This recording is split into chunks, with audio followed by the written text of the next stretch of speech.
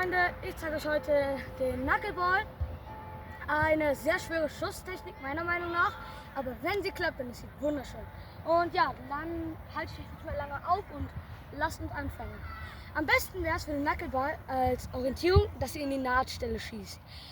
Es wäre gut, wenn ihr so einen Ball habt, der so ein bisschen weich ist, aber wenn er hart ist, dann mit voller Wucht schon reinschießen.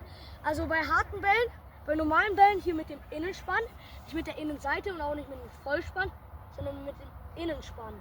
Bei harten Bällen kannst du so leicht den Spann mit einziehen, aber ja, sonst eigentlich Innenspann. Dann legt ihr den Ball hin, geht 1, 2, 3, 4 Schritte nach hinten und einen großen zur Seite.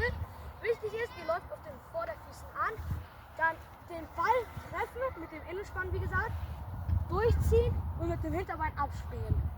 Und dann kommt ihr zum Knuckleball. Ich zeig's mal.